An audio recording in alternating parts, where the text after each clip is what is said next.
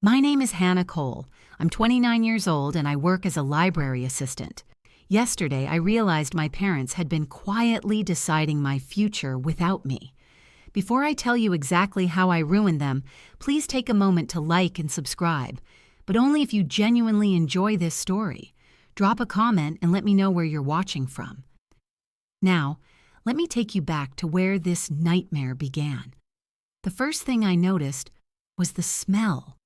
It wasn't dramatic or sharp, just wrong. Warm dust and lemon cleaner layered over the faint, burnt scent of old wiring. Our house always smelled like that, a careful kind of cleanliness that tried too hard. That afternoon, the windows were shut even though the sun was out, light pressing against the curtains like it wanted in. The air felt thick on my skin, humid and stale. Death clinging to my arms as I stood in the hallway with my bag slipping off my shoulder. I hadn't planned to stop by. I'd finished a late shift at the library, fingers still tingling from sorting brittle paperbacks, my ears humming with the low whir of the building's ancient air conditioner. My phone battery was dying, and I'd remembered, too late, that I'd left my charger at my parents' place the weekend before. I told myself it would be quick, in and out. A few minutes of polite conversation, maybe a comment about how tired I looked. Normal. The hallway clock ticked loudly. Each second landed with a dull, mechanical certainty. "Mom," I called, keeping my voice light. My throat felt dry, like I'd swallowed dust. From the living room came the sound of daytime television. Applause swelling, canned laughter rising and falling. A mug clinked against ceramic. My mother answered without looking up when I stepped into the room. "Kitchen," she said. Her tone was flat, distracted. The kitchen lights were too bright, buzzing faintly.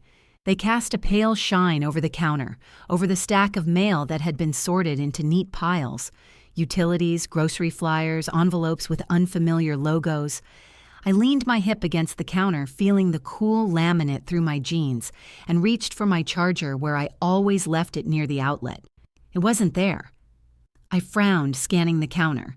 The toaster hummed softly, still warm. There was a faint smell of coffee gone cold, bitter and sour at the back of my nose. "Did you move my charger?" I asked. My mother didn't answer right away. I could hear her breathing from the other room, and a small pause that stretched longer than it needed to. "It's in the drawer," she said finally. Which drawer? We both knew she meant the junk drawer, the one that swallowed batteries and receipts and old keys. I opened it, metal scraping lightly, and dug through the clutter. My fingers brushed against rubber bands, a cracked flashlight, the sharp edge of a stapler. No charger. I felt a flicker of irritation, small but insistent. "It's not here." Another pause, this one heavier. "Did you check the desk?" she said. The desk. My parents' desk wasn't really a desk. It was a narrow table in the corner of the dining room, usually buried under papers they never talked about. Bills, maybe, manuals, things that weren't my business. I hesitated, a strange tightness settling in my chest, then walked over anyway. The dining room felt cooler, with shadows pooling under the table. The only sound was the low murmur of the TV and the faint tick of the clock bleeding in from the hallway. I slid the chair back and crouched, my knee brushing the carpet, rough and flattened from years of footsteps. That's when my phone buzzed. The vibration startled me. I pulled it out, the screen lighting up my face in the dim room. A notification banner stretched across the top. New account alert. For a second, my brain didn't catch up. I just stared at the words, the blue glow reflecting off the polished wood of the table. My thumb hovered over the screen. New account? I unlocked the phone, heart giving a small, confused thump. The banking app opened automatically, the familiar interface loading slower than usual. The air felt suddenly colder, like someone had turned down the thermostat without telling me. The account name didn't make sense. It had my initials, not exactly my name, just close enough to feel intentional. My stomach tightened. I could hear my own breathing now, shallow and quick, loud in my ears. The room seemed to tilt slightly, like I'd stood up too fast even though I was still crouched on the floor. I scrolled. The balance didn't load. There was a spinning circle, endlessly patient. "Hannah," my mother called from the kitchen. I swallowed. My mouth tasted metallic. "I'm just checking something."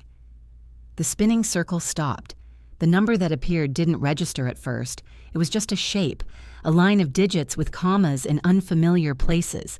My brain tried to make it smaller, more reasonable, but it wouldn't cooperate. I blinked. Once, twice. My fingers went numb, like they'd been dipped in ice water. I pressed the screen harder than necessary, half expecting it to glitch, to disappear. It didn't. A laugh bubbled up in my chest, thin and shaky, and I had to clamp my lips shut to keep it from escaping. This wasn't real. It couldn't be. There had to be an explanation, some administrative error, some weird overlap. I stood up too quickly. The chair legs scraped loudly against the floor, the sound sharp enough to slice through the TV noise. My mother appeared in the doorway, wiping her hands on a dish towel. The kitchen light framed her from behind, turning her into a silhouette for a moment before she stepped forward. "What are you doing in here?" she asked. Her eyes flicked, not to my face but to my phone. Just for a second. It was enough. "I got a notification," I said.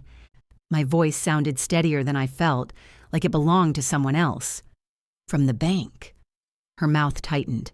The skin around her eyes creased, not in confusion, but in something like calculation. I'd seen that look before, usually when she was trying to remember a polite lie. "Oh," she said, "those apps send things all the time. Probably nothing." Probably nothing. The words settled heavy in my chest. I looked down at my phone again, then back at her. The room felt too quiet now, the TV laughter abruptly muted, as if someone had turned the volume down. "It has my initials," I said softly. She took a step closer. I could smell her lotion, lavender, too sweet, and the faint scent of dish soap. She reached out as if to take the phone, then stopped herself, hand hovering in the air between us. "Give it to me," she said. Her voice was still calm, but there was an edge to it now, a thin wire pulled tight. "You're probably misreading it." Misreading. I felt something shift inside me, a small, sharp click like a lock turning. "I can read numbers," I said. Her lips pressed together. For a heartbeat, neither of us moved. The light buzzed overhead. Somewhere in the house, a pipe knocked softly. She smiled then. It wasn't the warm, practiced smile she used on neighbors or distant relatives. It was quick, brittle, like glass under pressure. Her eyes didn't change with it. "You always jump to conclusions," she said lightly. "You get that from your imagination." There it was. The familiar dismissal, wrapped in humor. The way they'd always talked about me when they thought I wasn't listening. Too sensitive, not practical. The dumb one said with a laugh, like it was a family joke. I looked at her smile, at the way her fingers curled tightly into the dish towel, knuckles pale. Behind her, in the kitchen, my other parent stood silently watching, not saying a word, not smiling, just watching me with an expression I couldn't name. And in that silence, with the light buzzing and the smell of lemon cleaner thick in my lungs, I understood something I couldn't yet explain, but I felt it settle deep, heavy, and undeniable. They hadn't been surprised, they'd been waiting. My mother didn't move. That was the part that stayed with me, the stillness. Her smile faded, not dramatically, just a quiet loosening at the corners of her mouth, like she'd let go of something she'd been holding between her teeth. The dish towel twisted slowly in her hands, cotton rasping against cotton, forced a dry sound that made my skin prickle. Behind her, the kettle clicked as it cooled. The TV in the living room erupted into applause again, loud and inappropriate, the laugh track swelling like it was mocking us. "I should go," I said. The words surprised me as they left my mouth. They sounded thin, but once spoken, they felt necessary, like stepping back from the edge of something I couldn't see clearly yet. My mother blinked. Once. Her eyes were glossy, but not with tears, with thought. "You just got here," she said. "You said you needed your charger." I glanced down at the counter. My charger sat there now, neatly coiled beside the fruit bowl. It hadn't been there before. I knew it hadn't. The realization pressed against my ribs, tight and uncomfortable. "I'll get it later," I said. I slipped my phone into my bag, my fingers clumsy, my palms damp. The room felt warmer now, the air thickening, sticking to the back of my neck. I could hear my own pulse in my ears, a low, rushing sound that drowned out everything else. My other parent, still standing in the kitchen doorway, shifted their weight. The floorboard creaked softly underfoot. That sound, small as it was, made my stomach drop. It felt like an answer to a question I hadn't asked out loud. "Hannah," my mother said, lowering her voice, "you're overreacting." There it was again. The familiar phrase, delivered gently, like a hand pressing down on my shoulder. I nodded because that's what I'd always done. Nodded, smiled, swallowed whatever was rising in my throat. But this time, my body didn't follow the script. My chest stayed tight. My jaw ached from how hard I was clenching it. "Ma, can you just tell me what that account is?" I asked. The words came out calm, measured. I was proud of that even as my insides trembled. I watched her face carefully, the way her eyes darted, the slight lift of her eyebrows, the micro pause before she answered. "It's complicated," she said. A familiar heat crept up my neck. "Complicated how?" She exhaled through her nose, a sound that landed somewhere between a sigh and a scoff. "This isn't the place for this conversation." I waited. The silence stretched. I could hear a car pass outside, tires hissing against the pavement. The late afternoon light slanted through the kitchen window, catching dust in the air, making it sparkle briefly before settling again. "You wouldn't understand," she added softly. Something inside me cracked. Not loudly, not all at once. Just a hairline fracture, and spreading slowly. "I understand more than you think," I said. Her gaze sharpened. For a moment, I saw something like fear flicker there, quickly masked by irritation. "Don't be dramatic," she said. "You've always had a flair for that." My other parent cleared their throat. The sound was quiet, but it pulled my attention like a hook. "Maybe we should sit down," they said. Their voice was neutral, carefully controlled. That, somehow, scared me more than if they'd raised it. "I don't want to sit," I said. "I just want to know why my initials are on an account I didn't open." No one answered. The TV laughter swelled again, spilling into the kitchen, absurd and grating. My mother reached over and muted it with a sharp press of her finger. The sudden quiet was heavy, oppressive. I could hear the refrigerator hum, or the clock ticking louder than before. She turned back to me, folding her arms across her chest. The gesture felt defensive, a physical barrier. "You've always been careless with paperwork," she said. "Remember when you lost your passport? Or forgot to file those forms for work?" My cheeks burned. Those memories surfaced uninvited. Familiar shame tightening my throat. I hated how easily she could still do that, reach into my past and pull out my worst moments like evidence. "That doesn't explain this," I said. "It explains why you shouldn't jump to conclusions," she replied. I stared at her, really stared. At the fine lines around her mouth, the faint smudge of mascara under her eyes, the way her shoulders were held too rigid, like she was bracing herself. "Did you open an account in my name?" I asked. The question hung between us, and fragile and sharp. She didn't answer right away. Instead, she looked at my other parent. Just a glance. Quick, loaded, and then they nodded. A small nod. Barely there. But unmistakable.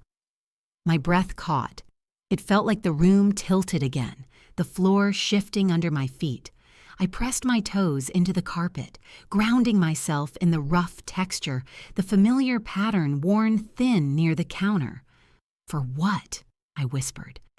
My voice sounded wrong in my ears, too small, too vulnerable. My mother's expression softened, just a fraction. "We were trying to help you." "Help me." The words landed with a dull thud. "You've always needed guidance," she continued. You don't plan ahead. You don't think big picture.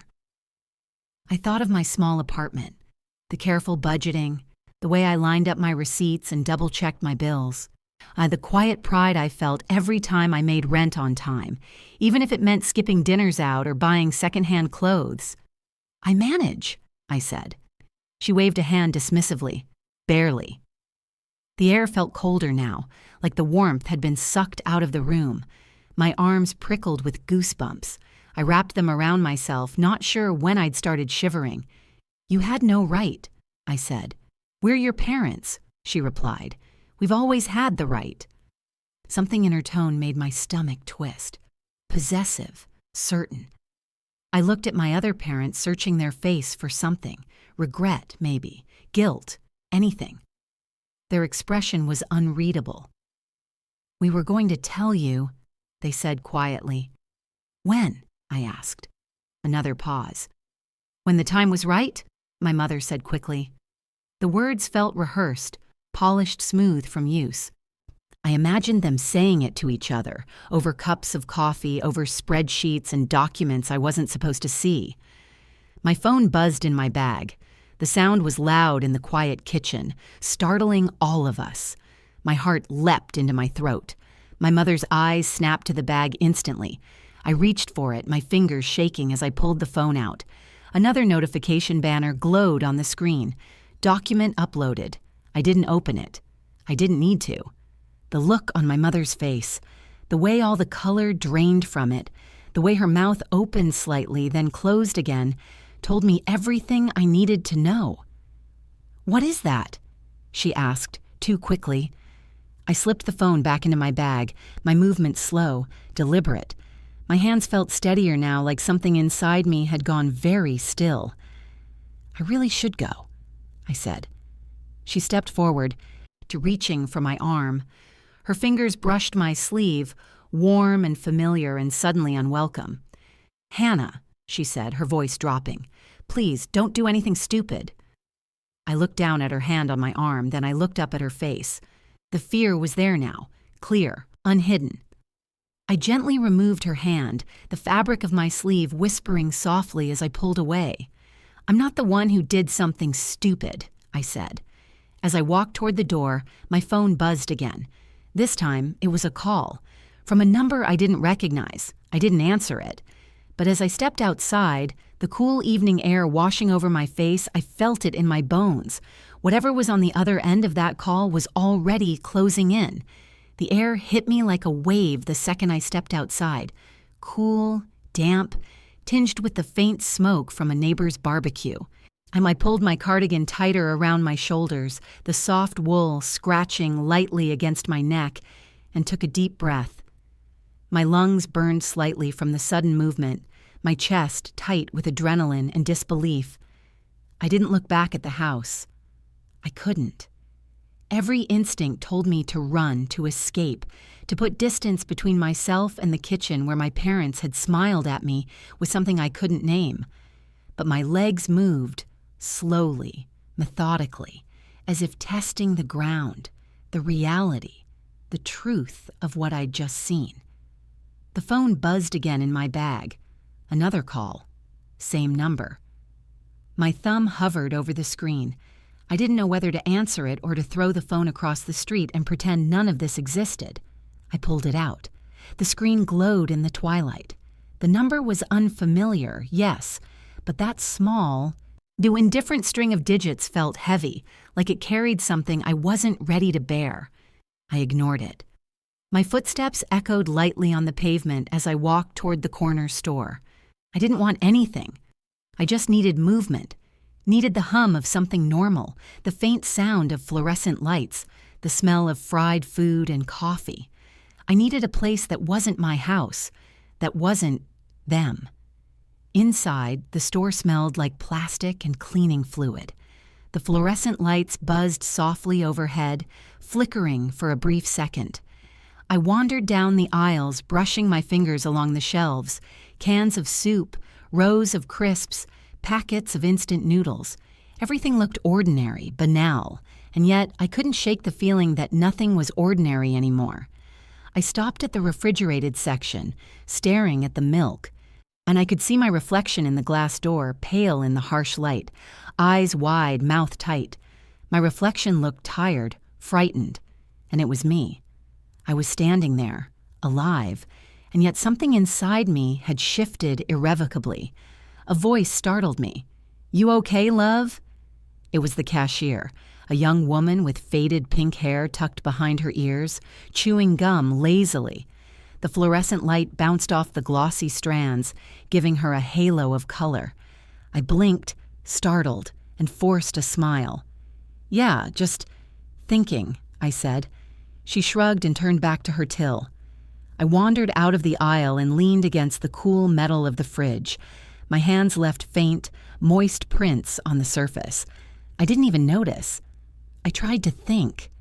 What had I seen? What had I discovered? My initials on an account I didn't open, documents I hadn't signed, my parents acting like it was routine, like it was normal, like I was supposed to trust them blindly, but I couldn't.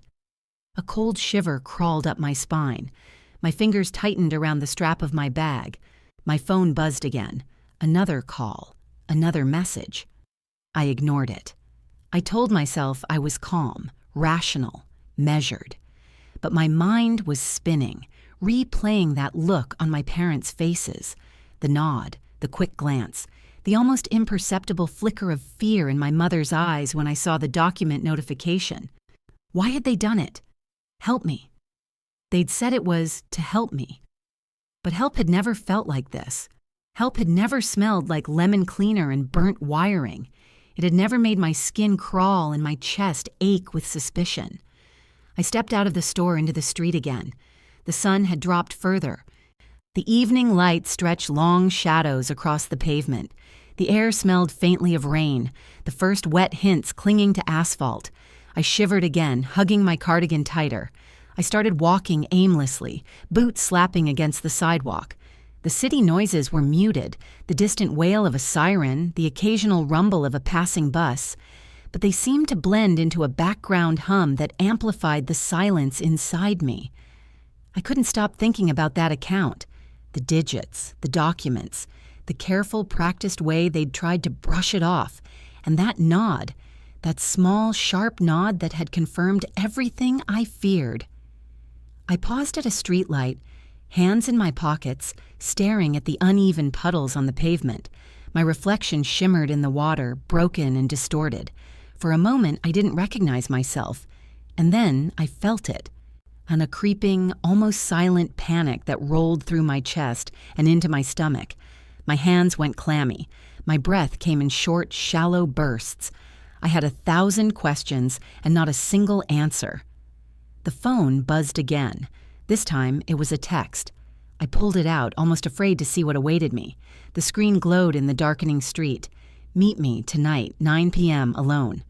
No number, no name, just that. My stomach lurched. Every instinct screamed to delete it, ignore it, run. And yet, curiosity edged out fear, thin and sharp, because deep down, I knew I couldn't. Not yet. I stuffed the phone back into my bag and walked on. The streetlights flickered on one by one, painting the sidewalk in pale yellow rectangles. The wind picked up slightly, tugging at my hair, biting at my cheeks. I tried to convince myself it was a prank, a mistake, something innocent. But the feeling in my chest didn't lie. The dread had teeth, sinking deeper with every step. I didn't go home that night. I wandered instead, aimless, searching for normalcy in the faint hum of neon signs and the distant laughter of strangers. But it was impossible. Every shadow seemed too long. Every window reflected something I didn't want to see. And somewhere, behind it all, the truth waited, waiting for me to notice it, waiting for me to cross the line, because now I knew with a cold certainty that made my hands shake. They had planned this, all of it, and I didn't know why yet, but I was going to find out.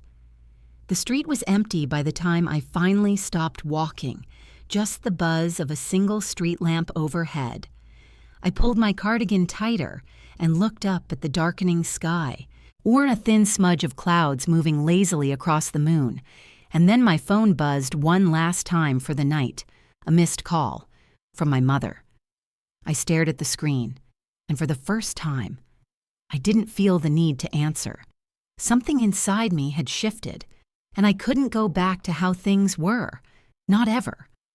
I didn't sleep that night, not really. I lay in my small apartment, the quilt pulled up to my chin, staring at the ceiling, every sound amplified. The hum of the radiator, the faint creak of the floorboards, the soft scrape of a cat pawing at a neighbor's window. My phone sat on the nightstand, screen down, buzzing periodically with notifications I refused to check. The text haunted me. Meet me, tonight, 9 p.m., alone. Alone. The word repeated in my mind like a warning. I tried to reason it away. Could be a scam.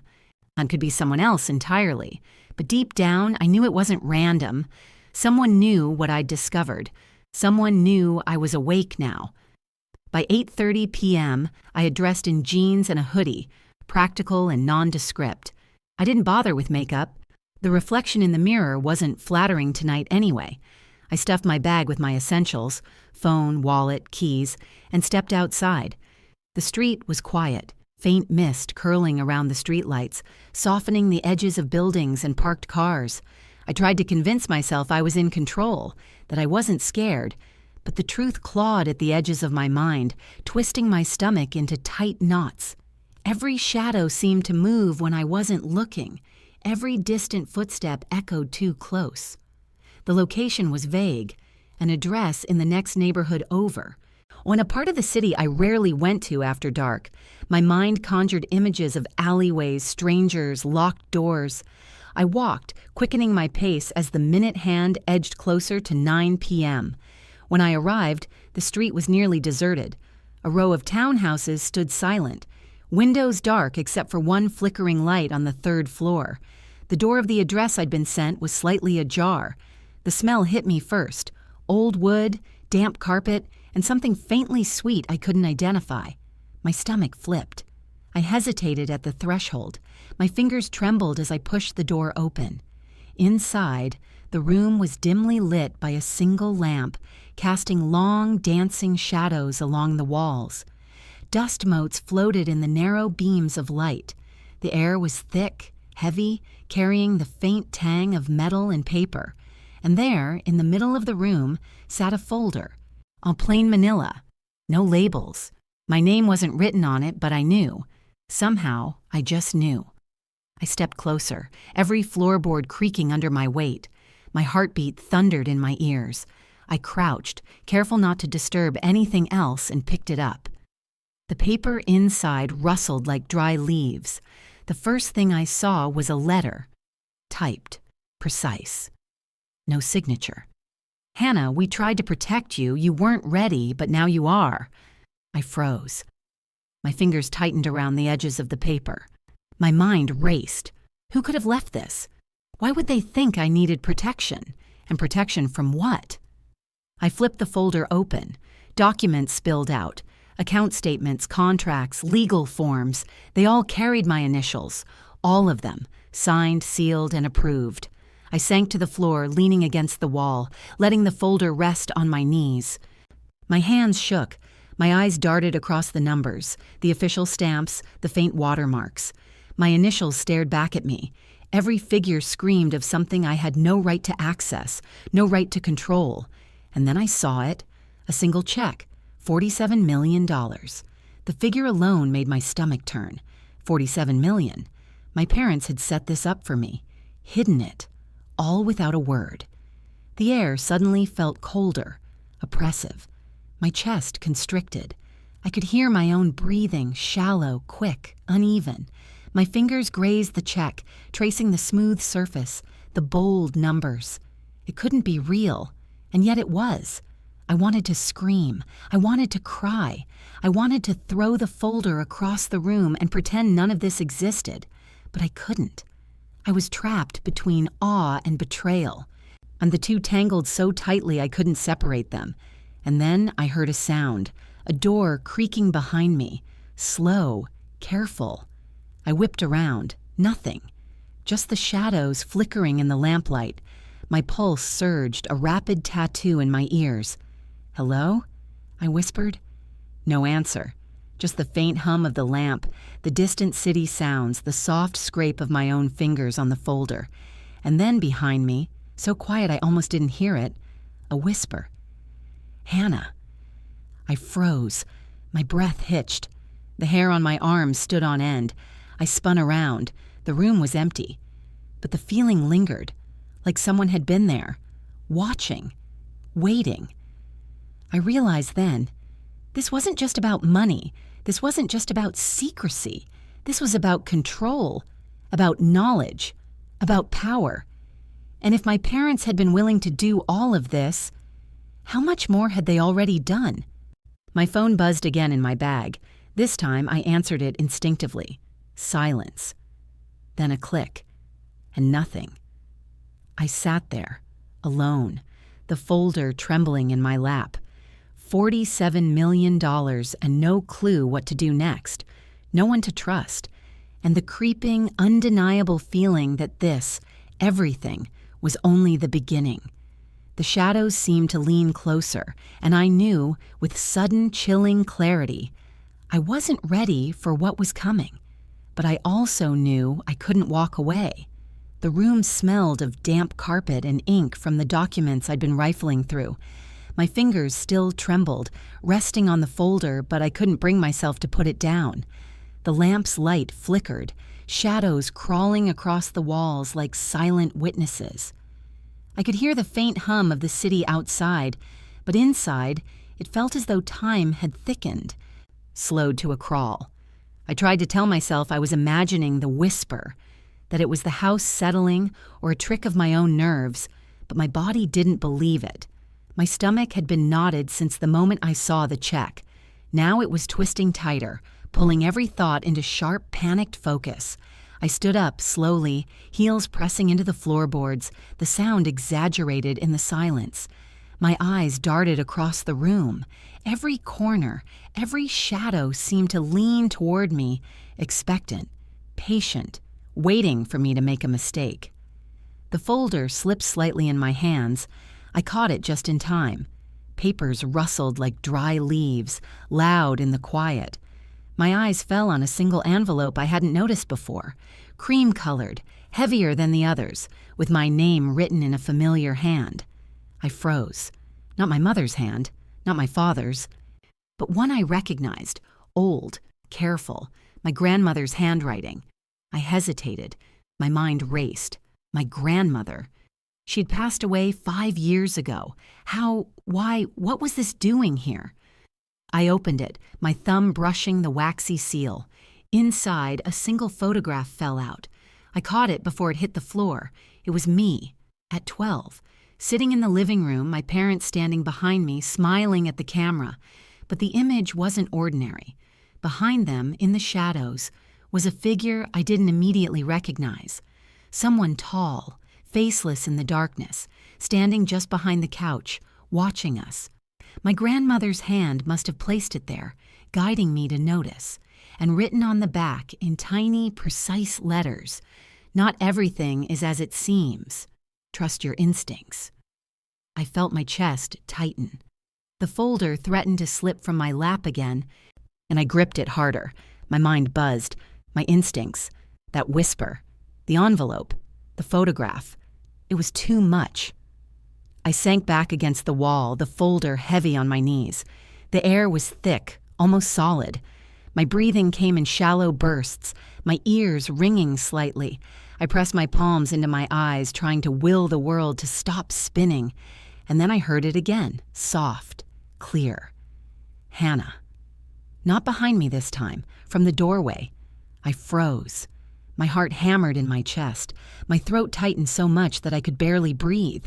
I stood, moving toward the source, careful, measured, every step conscious. My fingers grazed the folder as if it were an anchor to reality. No one was there. I blinked, trying to steady myself.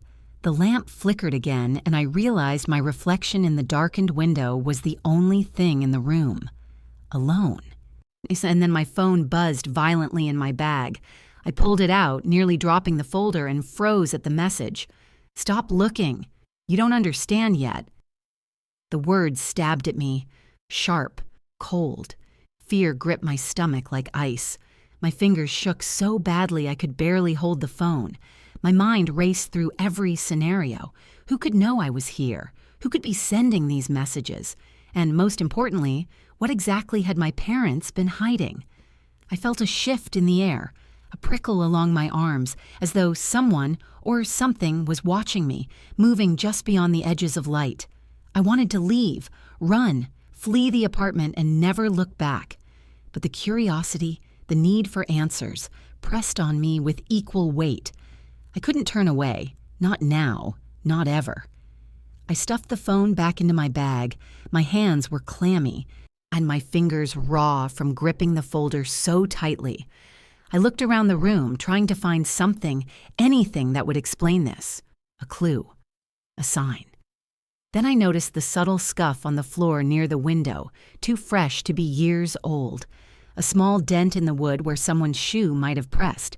Someone had been here, watching me. I swallowed hard, my throat dry. My mind raced with the possibilities. Was it my parents? Could it have been a stranger? Or someone else entirely? Someone I thought was gone? I sank to the floor again, the folder in my lap trying to slow my breathing. The envelope, the photograph, the check, the messages, they were all pieces of a puzzle I didn't know how to solve. And then I realized I was no longer just discovering their secret. I was now part of it. And I had no idea how deep the rabbit hole went. I stayed on the floor longer than I meant to.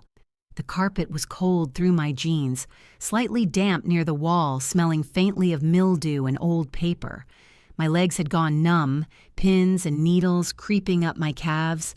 But I welcomed the discomfort. It anchored me, reminded me I was still in my body, still here, not floating somewhere above myself, watching this unfold like a bad dream. The folder lay open in my lap. The photograph rested on top, the edges curled slightly with age. I kept looking at the shadow behind us, behind me, in that picture. The longer I stared, the more my eyes tried to give it shape. A shoulder, a head, nothing definite, just absence shaped like a person. I swallowed. My throat felt raw, like I'd been crying even though no tears had fallen yet. "To get it together," I whispered to myself. My voice sounded too loud in the small room. It bounced back at me, thin and fragile. I hated that. I took a slow breath through my nose. The air smelled metallic again, like coins and dust. I counted silently. 1, 2, 3, until my heartbeat stopped racing quite so fast. I couldn't leave yet. That realization came quietly, without drama. I knew it the way you know when you've missed the last train home. There's no point pretending otherwise. Whatever this place was, whoever had lured me here, they'd left this for a reason. For me. I shifted, wincing as feeling rushed back into my legs, and leaned closer to the documents. My fingers traced the edges of the paper, feeling the slight emboss of seals, the roughness where staples had once been removed. These weren't copies. They were originals. Or someone had been careful. One document in particular caught my eye, not because it was flashy, but because it was plain. A single page, slightly yellowed, folded once down the middle. I unfolded it slowly, the paper making a soft, tired sound. It was a letter, not typed, handwritten, my mother's handwriting. I knew it instantly, the slight slant to the right, the way she looped her H too high, pressed too hard on the downstrokes. I'd seen it my entire life, on birthday cards, permission slips, sticky notes left on the fridge. My stomach tightened as I read the first line. She won't notice. She never does. My fingers went cold. I kept reading, my eyes skimming and then stopping, snagging on certain phrases like barbs. Better this way. Too emotional to handle it. We'll tell her when it's stable. She trusts us. Each sentence landed like a small, precise cut, not deep enough to bleed out quickly, just enough to hurt. There was a date at the top. Years ago. I did the math without meaning to, my brain supplying the answer automatically. I've been 23, fresh out of school, working 2 part-time jobs, exhausted, grateful when my parents offered to help manage things because I was so overwhelmed. I remembered that conversation now. We'd been sitting at their kitchen table, same lemon cleaner smell, same buzzing light. I'd been picking at a chip in my mug, nodding along, relieved someone else wanted to take responsibility for once. My chest tightened. I turned the page over. There was more on the back. Another paragraph. This one written later. Different pen, heavier pressure. If she ever finds out, say it was for her own good. My vision blurred. I blinked hard, pressing my lips together, refusing to let the sob rise. I wouldn't cry here. Not in this room, not over their words. A sound outside made me freeze. Footsteps, not loud, not rushed. Slow, measured steps on pavement. I held my breath, listening. The footsteps paused. I could hear fabric shift, a faint cough, someone clearing their throat. My skin prickled all over. I gathered the papers quickly, my movements suddenly clumsy. The folder felt heavier now, like it was filled with stones instead of paper. I stood, my knees protesting, and moved toward the window. The glass was cold under my fingertips. I pushed the curtain aside just enough to peer out. Or the street lamp cast a weak circle of yellow light on the pavement below. In it stood a woman. She was older, late 60s, maybe early 70s, shorter than me, wrapped in a dark coat despite the mild evening. Her hair was pulled back neatly, silver streaks catching the light. She wasn't looking up at the window. She was looking at the door, waiting. My heart thudded so hard I was sure she could hear it from there. I stepped back from the window, pulse roaring in my ears. My mind raced. Was this who had texted me? The one who'd said to meet alone? The one who had been watching? The doorknob turned. I flinched, every muscle in my body tightening. The door opened slowly, hinges creaking softly, as if whoever was entering didn't want to announce themselves. I clutched the folder to my chest. The woman stepped inside.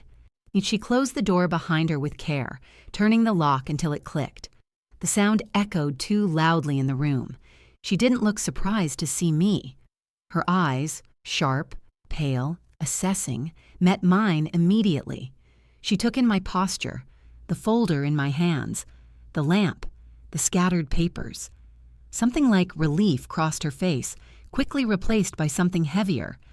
"So," she said quietly, "you came." Her voice was low, steady, no tremor, no apology. "Who are you?" I asked. My voice shook anyway. She took a step closer. I caught the scent of her perfume, powdery, old-fashioned, with a hint of rose. It stirred an unexpected memory of funerals and pressed suits and hands folded too tightly in laps. She stopped a few feet away, giving me space. I noticed that, not crowding me, not touching. "My name doesn't matter," she said. What matters is what you're holding." I tightened my grip on the folder. The paper crinkled. "You set this up?" I asked. "The messages?" She nodded once, a small, contained motion. "I've been waiting for you to notice," she said. "Your grandmother tried to make you see. I promised her I'd finish what she started." My breath caught. "You knew her," I said.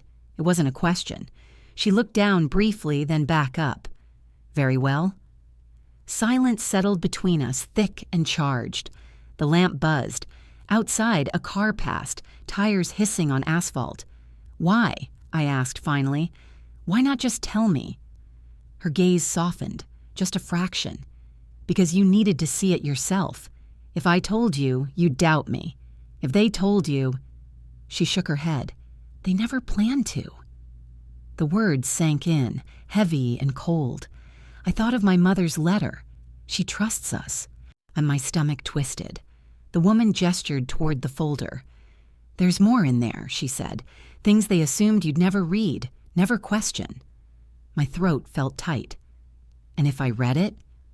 She held my gaze, didn't look away. Then you won't be able to pretend anymore. The room felt smaller, the walls closer. I looked down at the folder in my hands, at the familiar handwriting, the careful lies dressed up as concern, and in that moment I knew whatever I turned to next would change how I saw my parents forever. I took a breath and opened the next page. The page was thin, almost translucent, curling at the edges. My fingers hovered over it, hesitant. The handwriting was my mother's again, but something had changed, sharper, more deliberate, less careful. Every stroke pressed into the paper with purpose, no room for misinterpretation. She doesn't know yet. Keep it that way. She must not see the full extent, not until she's ready. I swallowed hard. My stomach turned over. The full extent. My hands shook. I gripped the folder tighter, feeling the paper crinkle under my knuckles. The woman across from me, standing silently patient, like a shadow in human form, leaned slightly forward. "Read it all," she said. "Every single word. You need to understand what they've done." I nodded, though my throat felt like sandpaper. My eyes darted to the next document, a series of statements, signatures, and dates. Each one carried my initials.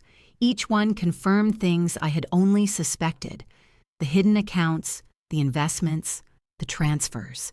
And then, buried among the papers, I found letters, emails printed, conversations with unknown parties, and notes in the margins, instructions, or suggestions, approvals.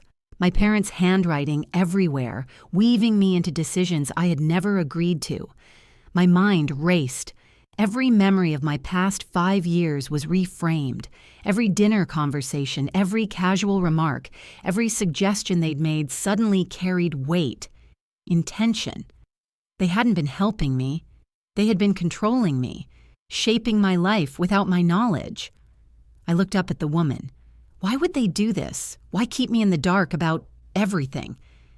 My voice wavered. "They always believed you were too naive to handle it," she said. Her tone was measured, almost clinical. "They thought they knew what was best, that the truth would overwhelm you. But it's not about protecting you. It's about control." The words hit like a hammer. I pressed the folder to my chest, my nails biting into the paper. Every instinct screamed to run, to hide, to escape the suffocating weight of their deceit. Then I noticed something else, a small envelope tucked under the folder's flap. The handwriting was familiar but older, fainter. My grandmother's again. I pulled it out carefully, almost reverently. Inside was a single key, heavy and cold in my palm, and a note. "The answers you seek are hidden.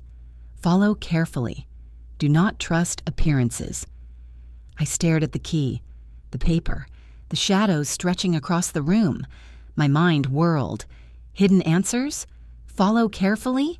Do not trust appearances? What does this mean? I asked, voice barely above a whisper. The woman's eyes glinted. "It means you have to decide if you're ready to see everything. If you open that door, there's no going back." I felt the weight of the words pressing down on me, were heavier than the folder, heavier than the shock of the hidden accounts, heavier than the betrayal itself. And then I realized the whisper I had heard, the footsteps outside, the messages on my phone. They weren't warnings. They were invitations, invitations to uncover a truth my parents had spent years burying. My pulse quickened. My hands shook, gripping the folder and the key together. I could feel the adrenaline surging, mixing with a deeper, more primal fear. And yet, curiosity won. Always curiosity. I stood slowly, key clutched in my fist. The woman stepped aside, leaving a narrow path to a door I hadn't noticed before. Plain, unmarked, ordinary.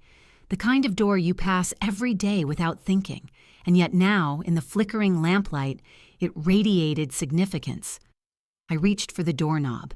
My hand brushed the cold metal. Now a shiver shot down my spine. The folder weighed against my chest. My phone buzzed in my bag, a single quiet vibration. I ignored it.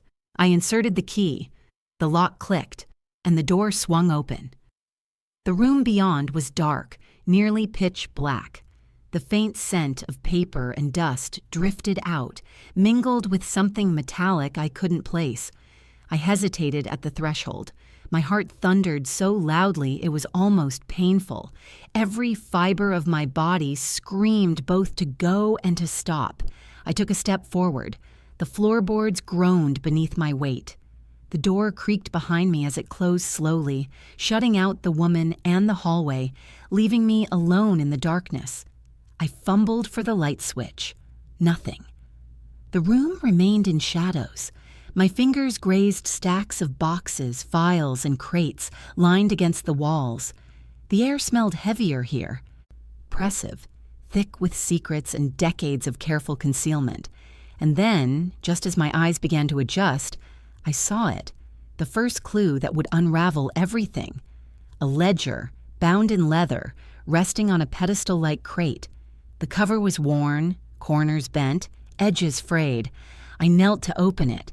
The first page had my name, full and exact, followed by numbers that made my stomach twist.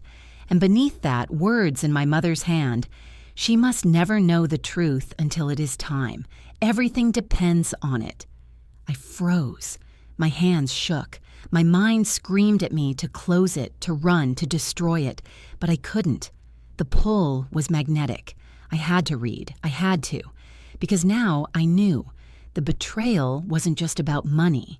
It was about everything. And the ledger promised to show me exactly how deep it went. The room was suffocating in the darkness. The air thick with dust and the faint metallic tang of old papers. My fingers lingered on the leather cover of the ledger, tracing the worn edges, as if touching it could somehow prepare me for what I was about to see. The lamp from the hallway didn't reach this far. The silence pressed in, punctuated only by my shallow, uneven breaths and the faint creak of the floorboards under my shifting weight. I took a deep breath and opened the ledger. The first page smelled faintly of cedar and mildew, the ink slightly faded but still sharp and deliberate. My name stared up at me, written in my mother's handwriting, followed by columns of numbers and annotations I barely understood. But it wasn't the numbers that made my stomach twist. It was the notes scrawled in the margins. She must not question. She trusts too easily. Keep her busy with mundane matters. She shouldn't see the bigger picture yet. When the time is right, let her choose, but only if she proves herself capable. I felt bile rise in my throat. My parents had spent years engineering my life, keeping me blind to the decisions that affected me, believing they were the only ones capable of knowing what was best. I flipped to the next page. The handwriting changed slightly. Smaller, tighter, more precise. Dates, names, figures. Every transaction, every decision, every hidden account, meticulously cataloged. I traced my finger down a column of numbers, feeling the weight of it. Millions. Tens of millions. Every one of them associated with me. And then I noticed something else. Beneath the numbers, in faint pencil, were initials I didn't recognize. Just 2 letters, repeated across multiple pages. GR. I froze. Who was GR? A lawyer? A trustee? Someone else entirely? My mind raced, trying to place the initials against every person I'd ever known, every figure in my parents' world. Nothing fit. The woman who had brought me here, standing in the doorway silently, sensed my pause. "Those are the others," she said quietly. "The ones they've worked with for decades, people you've never met, people they trust more than you." My hands shook as I turned the pages, scanning further. Letters tucked between pages, receipts, memos, everything pointed to the same truth. My parents hadn't just hidden an account, they'd orchestrated an entire web of secrecy around me. My life, my career, my financial future, they had manipulated it all without my knowledge. I felt a strange mix of anger and awe. They had been meticulous, brilliant in a cold, calculating way, and terrifying. A soft click made me start. My head whipped to the doorway. The woman was gone. I was alone. The room seemed darker somehow. The shadows stretched long and heavy, crawling across the floor, over crates and boxes. I realized with a sinking feeling that the ledger wasn't the only thing here.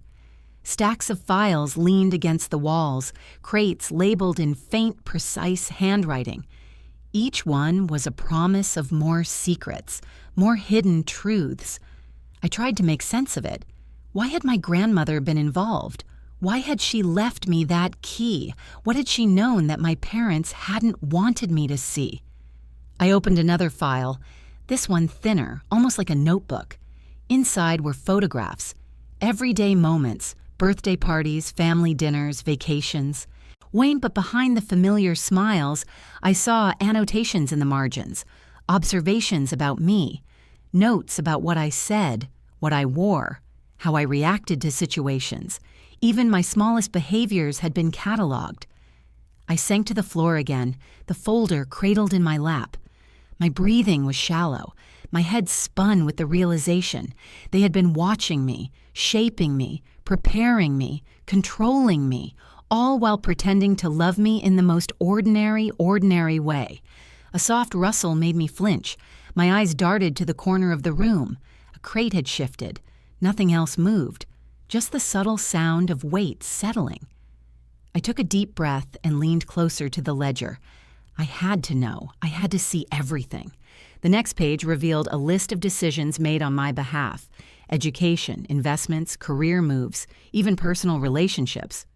Every choice had been pre-approved by my parents, every move calculated. The realization hit me with the force of a freight train. They hadn't trusted me to live my own life. They had engineered it quietly, invisibly, over years. My hands trembled so violently I almost dropped the ledger. I gripped it to my chest, feeling the weight of their control press down on me. Anger, betrayal, and fear collided, leaving me dizzy. And then I saw the last note scrawled in the same familiar handwriting.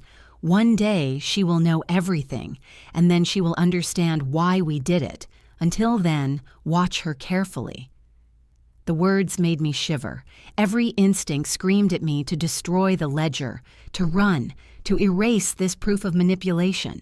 But I couldn't, because if I did, I'd never understand. And understanding, finally seeing the truth, was the only way forward. Somewhere outside, the wind picked up, brushing against the window, rattling the panes. The city hummed quietly beyond the walls, oblivious to the secret I had uncovered. I leaned back, the ledger in my lap, heart pounding. The room was silent now, except for the faint creak of settling wood. My mind replayed everything: the accounts, the letters, the photographs, the whispered warnings. And I knew with a cold, undeniable certainty, my parents' betrayal wasn't just financial. It wasn't just hidden accounts or secret checks. It was everything. They had hidden my life from me. And now I had the proof.